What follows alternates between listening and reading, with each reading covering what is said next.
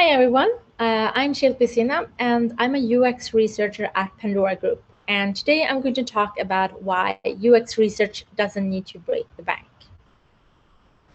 I have been a UX researcher at the Danish jewelry company Pandora for the past 6 months, where I have joined them on their digital transformation and omni-channel journey.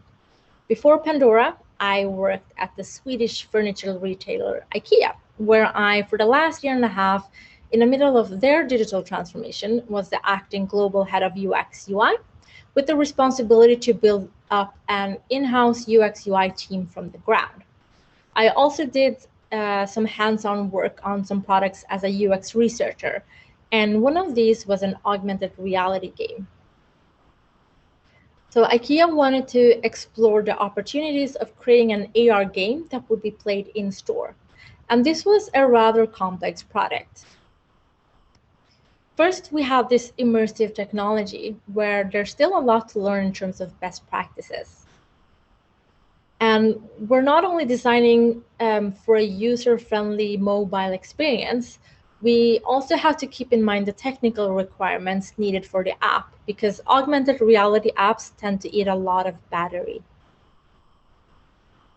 And then, of course, we wanted some substance in the form of gameplay and storyline that at the same time was aligned with our company values. So we couldn't just build a fun game, it had to be relevant in the context of IKEA. And when designing for AR, you need to consider the physical environment, which in this case would be an IKEA store. So there would be a lot of rooms, objects, as well as other people. And we needed to make sure we wouldn't cause problems that would disrupt the customer's shopping experience. And last but not least, all of this was being created to be put in the hands of children aged 7 to 12. And one big challenge here is obviously the age range, because the development of a 7-year-old is very different from a 12-year-old. In addition to designing for children, we're also designing for the parents and need to consider their needs and concerns. And of course, there are a lot of legalities, not just for the product itself, but for the research, which makes it a lot more time consuming and costly when doing research with kids. So with all of these challenges and unknowns, the only way to start moving forward was by going back to basics and start with generative research, also called discovery or exploratory research, as early as possible. This included doing a qualitative survey with parents in our own network that fit the target group. So it didn't require a large sample size, nor were we expecting a statistically significant result. We just wanted to get a high-level understanding of parents' experience of shopping with children before diving in deeper. And one thing we learned from the surveys that surprised me, who doesn't have any kids, was that parents weren't especially concerned about their children getting lost or breaking things or getting injured in the store, which I had originally thought. We also did some ethnographic field studies and some guerrilla research, which I will go into now. So we went off to the IKEA store, where we did two things: some guerrilla interviewing of store coworkers, which meant we didn't need to spend any time or money on participant recruitment or incentives.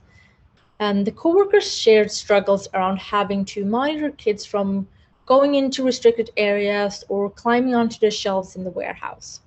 So while kids running around wasn't much of a concern for the parents, it definitely was for the store coworkers. We then did a field study where we moved from area to area and made observations over time of the activity in that area. We wanted to learn what different family constellations there were, the dynamics and interactions in those, and about the kids' behaviors throughout the store journey. And what we observed was a very dynamic store journey for the kids, where they were clearly more engaged in shopping and browsing with their parents in some areas of the store, while not so engaged in other areas. We also learned from the survey with the parents that while shopping with kids could be stressful and require more planning, parents did enjoy getting to know more about their children and their preferences.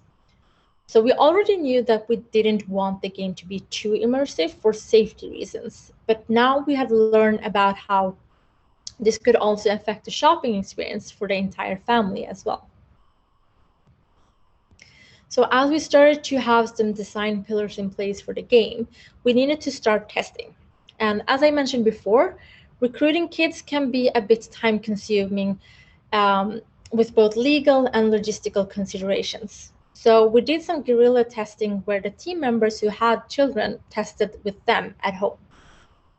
And here we also observed that kids had a tendency to run while playing. So with all the attitudinal and behavioral data we had collected so far, we concluded that we wanted the game to not work in certain rooms, including restricted areas, and that the app would sense if you were running while playing and it would stop. We also wanted it to be easy to pause and resume the gameplay without losing progress, so the kids wouldn't be too distracted from the shopping experience. And on the topic of going back to basics, I want to talk about doing comparative analysis. It's a little bit like comparing apples to oranges if you sell apples. A competitive analysis would be looking at other companies that sell the same products, while a comparative analysis looks beyond a specific product or company. And here I wanted to use an example from something I worked on at Pandora, which was a gift finder quiz. So we did the usual competitive analysis where we looked at other jewelry and fashion retailers. But we also did research with a product agnostic approach to learn about gift finding in general, to see if we could find common patterns, overarching themes, and underlying needs. We wanted to learn about the user's mental models and what conventions were familiar to them in other contexts that we could incorporate in our own product. And another thing that I've learned is really important is that I, as a researcher, don't see myself as the research capability, but rather as just a person to start building the research capabilities in the organization. So I've been working with UX in companies where the design maturity has been quite low to begin with, and not a lot of resources has been set aside to do UX research. So if we go back to the AR game at Ikea, we were a small so-called two-pizza team. And this two-pizza team rule, I believe, was coined by Jeff Bezos of Amazon, who said that a team should be small enough so they can be fed with two large pizzas.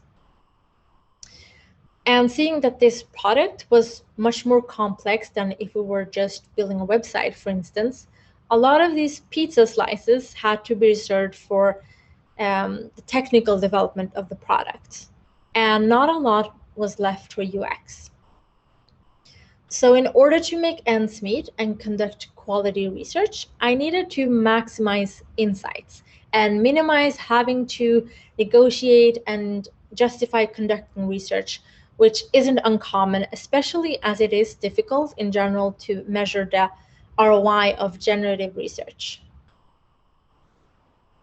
So right from the start, at our kickoff meeting, I had prepared a presentation about UX in the context of an augmented reality game.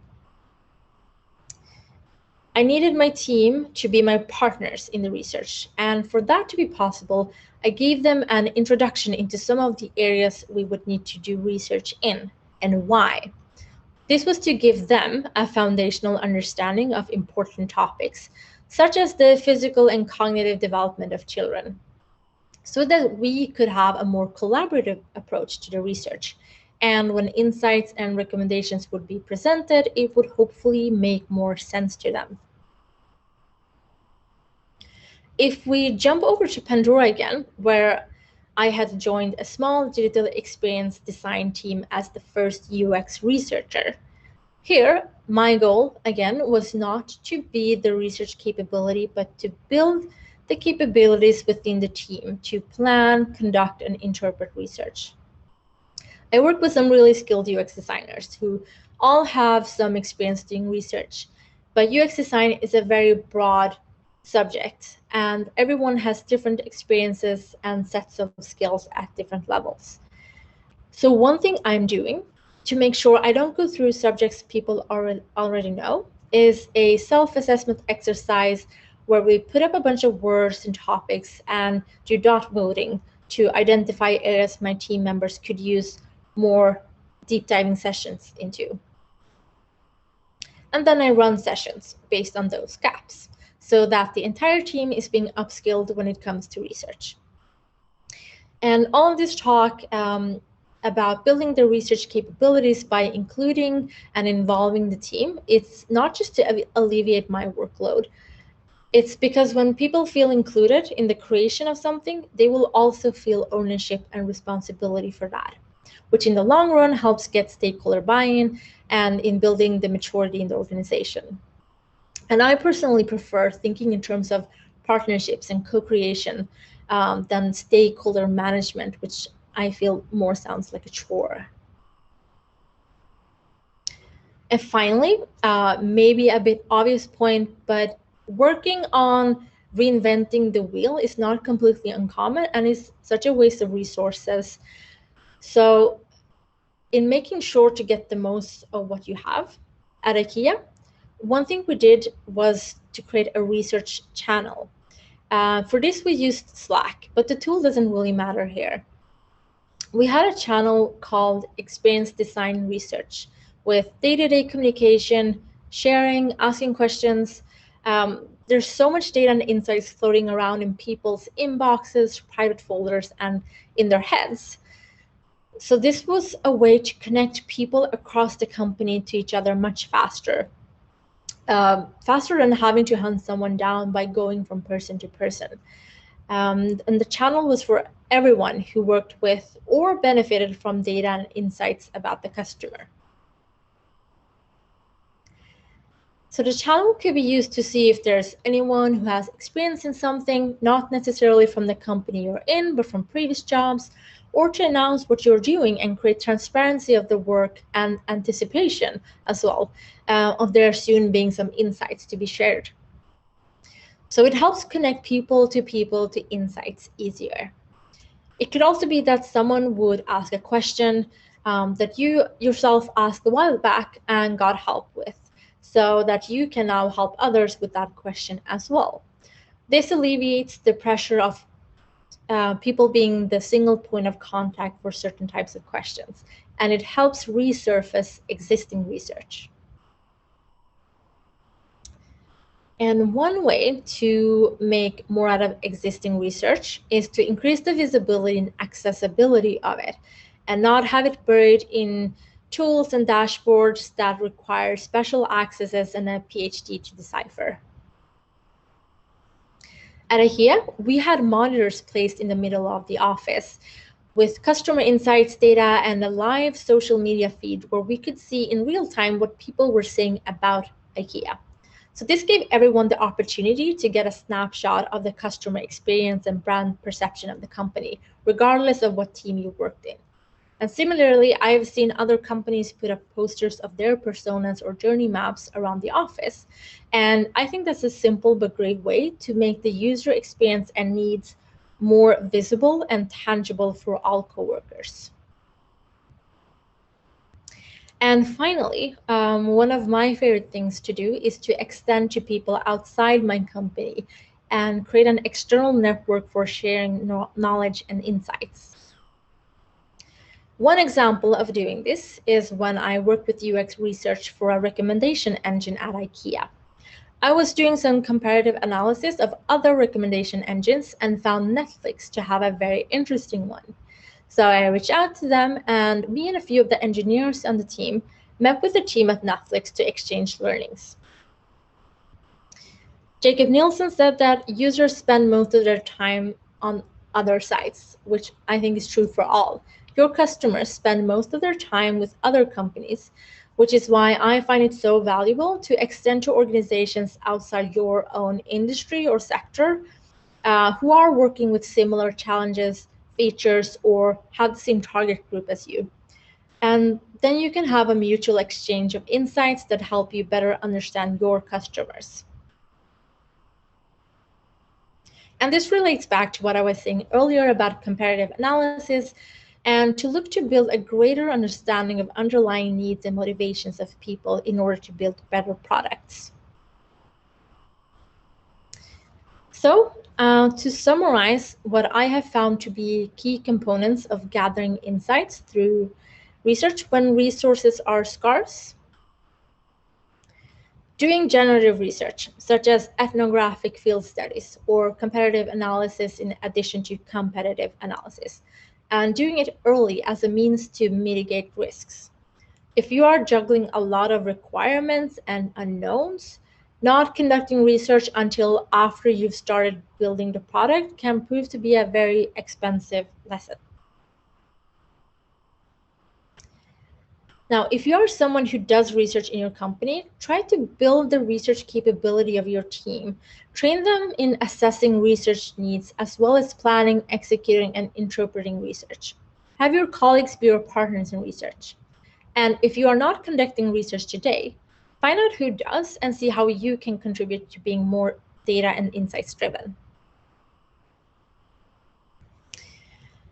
And finally, create infrastructure that allows you to make the most of existing data and insights inside your company today, and build a network outside your industry or sector to share insights and ideas about your users, as well as about research practices in general. So that was my 2 cents on how research can be done without breaking the bank. Feel free to reach out or connect with me on LinkedIn, and thank you for listening.